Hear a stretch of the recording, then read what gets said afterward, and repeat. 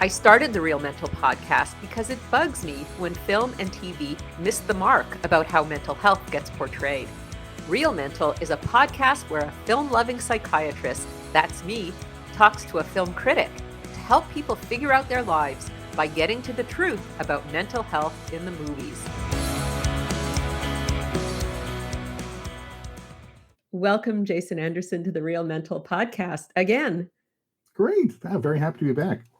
Yeah, and I'm very happy to be talking about a TIFF film, Toronto International Film Festival, called The Last Showgirl, starring Pamela Anderson and Jamie Lee Curtis. I thought it was quite an interesting film, and I'm just dying to hear what you thought of it. Yeah, great. No, I was really happy to see this too. I mean, I kind of, always rooted for kind of actors, actresses like Pamela Anderson, who I always thought was, kind of a better performer than she ever got credit for. So I think that's always exciting when someone, who's always been kind of underrated or kind of written off gets a chance to do something substantive and for people to notice. So I think that was definitely something I was excited about.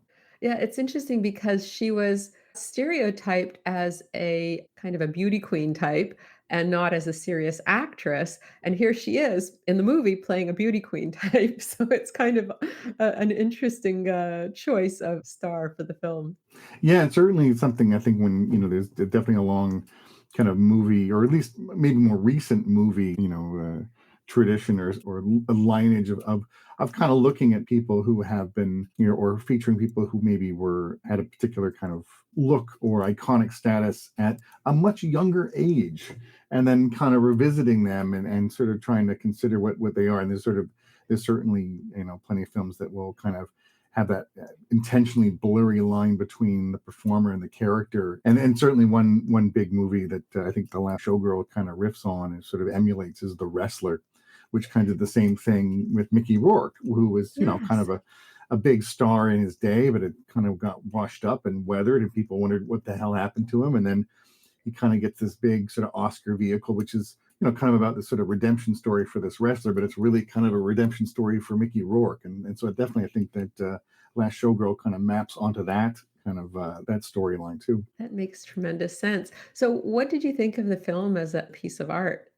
I think quite lovely. I mean, I'm always a fan of stories set in Las Vegas. And you have the sort of, kind of glitzy ones and the less glitzy ones. I mean, I think it's always an interesting city, certainly a places that have a very kind of famous facade, and a kind of, public version or sort of neon lit version. But it's great to think about, because it's a place where, very ordinary people live and are trying to make a living, and they're kind of having to kind of reconcile or find their own ways of sort of going between the performative city, the sort of, glitzy, glamorous version of the thing, but also, often quite, hard struggles in their own lives. And this one definitely sort of plays with that dichotomy.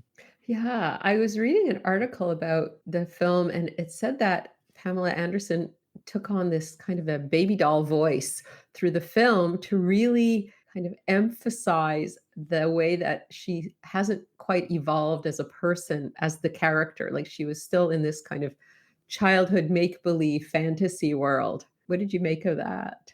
Definitely, the voice is an interesting choice because she's playing this woman who's essentially kind of frozen in time, kind of trapped in amber. I mean, she spent 30 years as a showgirl in this review, which is you don't really get to see very much of in the film until quite near the end.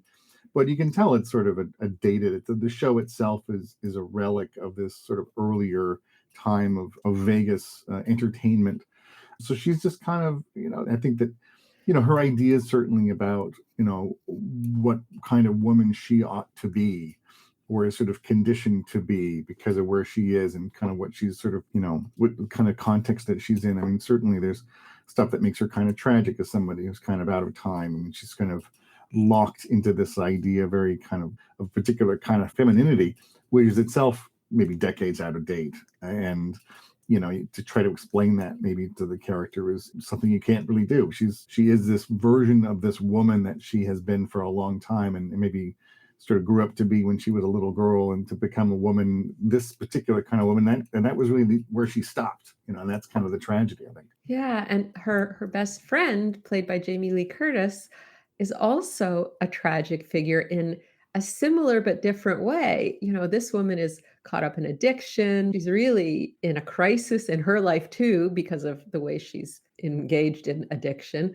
And she's also kind of a relic of the past and expressing this femininity, which again was obsolete decades ago. And so here are these two kind of women who are both living very much in the past and both at a point of crisis in their life. Right. And I think very much what the movie wants to say about, women, and then what happens to a lot of women in particular generations. I mean, women who kind of, abided by a particular set of rules to be a particular kind of woman, to project a certain kind of femininity. But what happens when the years pass, and and a society that gives all the values youth in a very, very strong and pronounced way, when women become older and they are don't have the same value. And that's sort of what these two people are reckoning with. I was having a conversation with a friend of mine, and she said that now that she's in her mid 60s, she's become invisible and she plays badminton at a club, but the men don't want to play with her. They want to play with the young women who aren't as good a player, but they'd rather play with the young women. And she feels very frustrated because she wants to play the good games, and guys who are really good don't want to play with her. And she feels like, what happened? All of a sudden I've just disappeared, and I'm vibrant. I'm a great badminton player, but no one sees me. And it's like this invisibility that women Mhm. have when we get to a certain age that, Pamela Anderson's character and Jamie Lee Curtis's character are both fighting so hard against. Yeah, and this is exactly. I mean, this theme certainly when it comes to sort of what when older women, if they're what kind of place do they have in society? How do they get acknowledgement? Can they get acknowledgement? I mean, this is obviously a big theme in another film that was at TIFF and as it can, called The Substance, which is like the sort of berserk horror movie version of this idea, but certainly plays with a lot of the same tropes and plays with a lot of the same anxieties about what kind of role do aging women play, what especially in sort of an exaggerated space like Vegas, the Vegas show review, which is very much about, kind of showcasing a sort of young, nubile flesh and of various genders or types, but that's what's valued. And that's why it's kind of a bit of a fantasy that the woman would still be able to be in the review in the early 50s, which is a real testament to her, I guess, tenacity, given that how I think in reality, many women are kind of forced out of those sorts of positions, that kind of space, much younger. Yeah, for sure. And, the other thing I thought was so interesting about this film is how she gave up so much to remain in her position, right? She gave up so much of her personal life and made these really tragic choices, which when you think about it, you wish she hadn't. And then here she is with very little other than this friend in crisis, Yeah. Jamie Lee Curtis's character, but she was willing to give up like so much in the way of connection with other human beings in order to be this object of desire and this beautiful, it's like a butterfly pinned to a board. Yeah, and that's clearly, kind of what she always wanted to be. And it's, I mean, any kind of value she takes in herself, any kind of self-worth is really about her ability to live up to this showgirl idea and this, again, this sort of dated relic of a review. But that's really all that she kind of sees for herself or wants for herself. And by the time that she's kind of realizing that, that other things have passed her by and there's other ways that she may have been able to sort of derive some self-worth, I mean, those opportunities have been squandered. So it's a very sad story. And now let's pause for a quick word about my other podcast. I'm Dr. Marcia Sirota. We all need to be inspired and uplifted these days. We need a good laugh and we need to be moved. In the Ruthless Compassion podcast, I speak with a wonderfully diverse group of people. They've overcome daunting obstacles and they're making unique, exciting contributions to our communities and to our world. The Ruthless Compassion podcast is at 145 episodes and counting. Why not have a listen to it today? Yeah, it's like the society says, be this way. This is how you'll win. But the consequence of being this way is that you end up really losing because there's an expiration date, which, as you said, is probably much earlier than your mid 50s. There's an expiration date. And then once you've hit your expiration date, where's your life? And it's incredibly sad because she never got to cultivate any of the other aspects of her personality or her relationships or her interests. It's like she's really stuck here. And that's tough. I mean, people do this, in all kinds of ways in their lives. Them looking at their jobs or particular things that believe that they'll get them status, and they, what happens is people put their trust in these sorts of things, and that their validation is based on these very external, but unfortunately, very often very fickle things that you will. Everyone ages out of this stuff, or things change, or you become, whatever novelty value you have will eventually wear away. So it is, again, heartbreaking to see this person who is really all about that thing, all about being this showgirl fantasy object, and there's nothing else to her really in that, or that it kind of her trying to kind of find some other version of herself. I'm not sure she can get there. Yeah, I don't either because like she has these opportunities that come to her to connect. There's one of the showgirls comes to her house and is in a crisis and asks for her help. And she says, I can't handle this right now. I got my own issues to deal with. And she seems quite coldly sends her away. And then there's another opportunity for another person who comes to her who's even closer to her potentially, who she also just doesn't know how to talk to. And you just feel like it's so sad for all of them because they could all of these characters could benefit from having that connection, but she doesn't seem to be available for anything more than just being pretty, Yeah. right? And she certainly, I mean, she's a kind of a failed mother in at least two respects here. One, specifically with the daughter character, and also with the younger showgirl character who needs her and looks to her for that kind of support. But there's just no whatever she needs in her personality to be a kind of mother figure is something completely alien to her, and she just isn't interested in it, and it doesn't recognize the value of that, like that for her to find value in being a mother is something obviously not something that happened, not something that there's, even when she did literally become a mother, she didn't seem to have any interest in it. Yeah, it's like she got caught up in this kind of toxic narcissism where it was all about the self and the beauty and the surface, and being a mother would not, fit in with her self-conception. But because Jamie Lee Curtis's character is so similar to hers, Annette, her friend, who is an ex-showgirl and who she can relate to on that level and who she can empathize with because they're both, facing or having faced retirement from this long career, she can be Annette's friend because she sees herself in Annette, whereas she can't see herself in these younger women. Maybe she's threatened by them or envious of them, but she can be friends with Annette, who's maybe even more of a failure than her, and so she can support her. But it's incredibly sad because the more time she spent pursuing this dream, the less of a human being she's become and the more like of a just a shell it feels. Yeah, very much so. And that's it. I think certainly, like, thinking about her dynamic with the Jamie Lee Curtis character is kind of, I mean, it's a crazy performance. There's all kinds of stuff that's pretty around the bend with it, just in terms of the extremity, and actually kind of got an edge of grotesquerie to it as well. Like it's certainly in some of her makeup choices. But I think it's kind of one thing is that she's kind of like ultimately she seems kind of almost like a sexless character, kind of and so I think that that's something that maybe is not threatening to Pamela Anderson's character, and that she's not really competition in that regard. Whereas, certainly younger women in the show are, and maybe that's a big reason why she had that sort of hostility or disdain for that too. Yeah, they have a future and she doesn't. They are the future. In fact, they're practicing for their auditions for the new shows, which they're going to get. They're going to get into new shows because they can do the moves. They can provide what is required for these shows, which is their youth and their youthful beauty and their ability to dance the modern choreography, which she can't. So I have such sympathy for dancers, because I just think about, like, same with athletes. I mean, there's just certainly things that are these sorts of pursuits where, like, you will ruin your body, you will ruin your feet, you will ruin your knees. Like, and thinking about what the physical toll is for pursuing that line of work, that kind of mode of expression. I mean, I just think about, like, the actual physical toll on people is so immense. I was thinking about, like, it's pretty impressive that she made it into her late 50s in this, because the physical toll of this kind of work is so much. I mean, you don't just age out of it because you don't look like you're 22 anymore. It's more like you also can't move like you're 22 anymore. So, you know, your knees are shot and your hips are shot, and you know, that's it. It wears out your body. Yeah.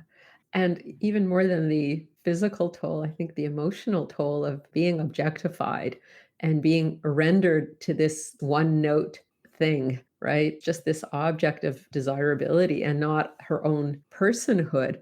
Like, I can't imagine what that must do to a woman to spend all these years never being known, being seen, but never being known, never being understood or valued for her own self. Right, and I think it's an important thing when you do actually get to see the show, and it's this kind of, it's a pretty basic, and I think it reminded me of kind of women in, in these sorts of reviews. You think about the Rockettes, you think about, women performers in, like, old Busby Berkeley, movies and routines, and they're kind of anonymous. I mean, that's something Right. that really, that you realize, is Yeah. that a lot of these, they are kind of interchangeable even on the stage in that moment. Like, Yeah. it's not a sort of context or a sort of endeavor that celebrates these sort of individual women. It's just about this sort of version of this woman, and in a show like this, sort of, they're just presented in multiples. I mean, that's kind of Yeah. a thing going back to, like, Busby Berkeley routines. It's actually quite, surreal, especially now, to go back and think like, oh, these are 100 women or 200 women sort of moving in unison, and they are utterly interchangeable with each other. Like, there's no individuality. So that's even makes it even, for a character like this to kind of aspire to be kind of just one in this, vista of women, is like, wow, that's, you're not even really out to express any individuality. You're just this, just one of these pieces. Yeah, it's a really interesting life choice that's being portrayed on film. And, here she is at this crossroads in her life where, she can no longer continue. And, what's next? I can't imagine what she could do after this. Like, did you have any ideas in your head? Like, did you kind of entertain the fantasy, like, okay, what job will she get next?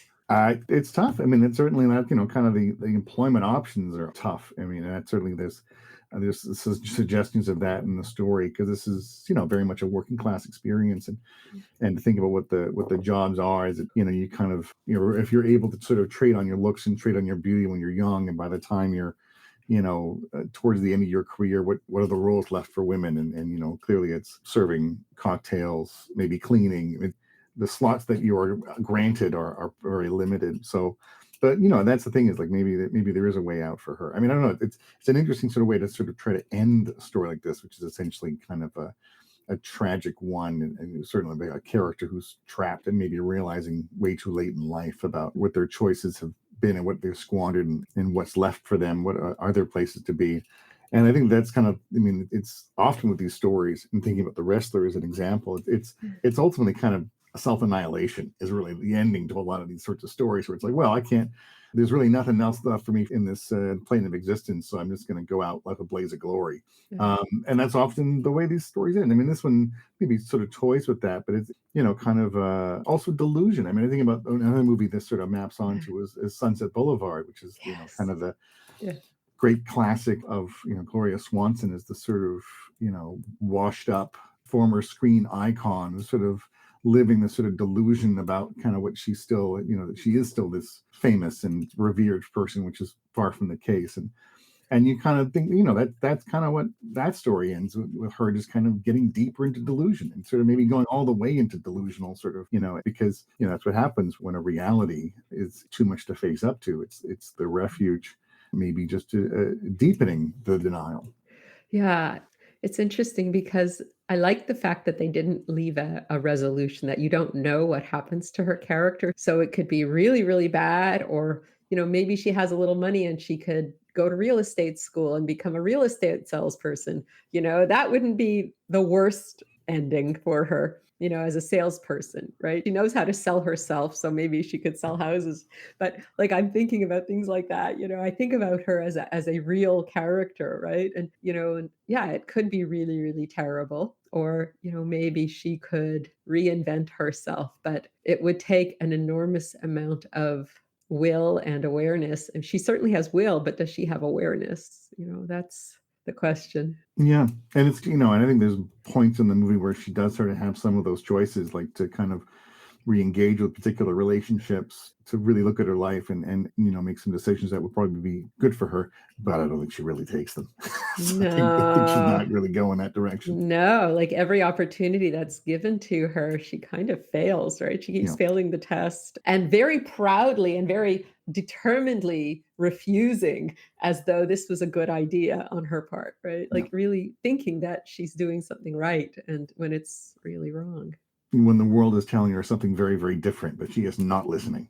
Yeah, yeah. And so it's a wonderful piece about self-delusion, like you said, and how we can get really stuck in this idea of what's good for us and keep going after it when everything is falling apart around us and we just refuse to see it, like Norma Desmond in Sunset Boulevard, or Mickey Rourke. And then, we get to that point where it's too late. Yeah. Yeah. Well, that was a happy Oh, conversation. yeah.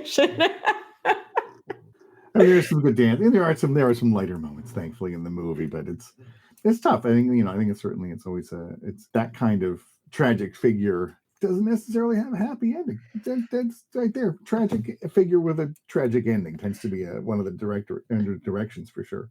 But I'm really happy to have, to have seen it and for it to have been in the lineup this year at TIFF because we don't get a lot of tragedies, a lot of modern tragedies.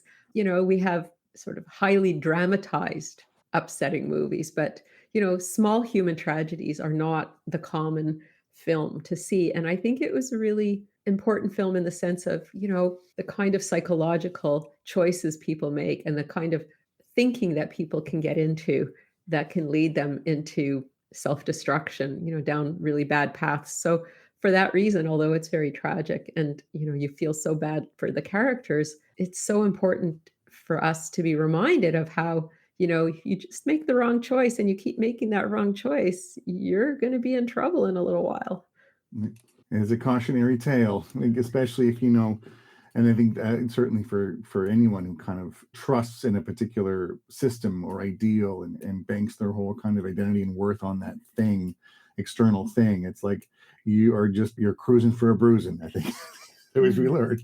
Yeah, so that's for that reason, I think it was really, really valuable. And, it had a lot of really important life lessons without, bashing us over the head with them. It was just there for us to see if we wanted to, or else we could just watch the spectacle and enjoy that. For Enjoy sure. two mature actresses really doing wonderful jobs, in their roles and younger actors also doing, beautiful work. And, we could see that, or we could really take it to heart and learn something. So I think it's there for everyone. Very much so. Yeah. Well, thank you so much, Jason Anderson, for talking about The Last Showgirl today. Could you please remind the listeners where to find you if they're interested in looking at the things that you are talking about these days? Oh, sure. I'd say I do still write some movie criticism for magazines like Sight and Sound in the UK and Broadview in Canada. And I write a lot about music for Uncut magazine in the UK as well. And you can see movies that I program at the Toronto International Film Festival every year. Fantastic. Well, thank you so much again for coming on the Real Mental podcast. Great. Thanks again.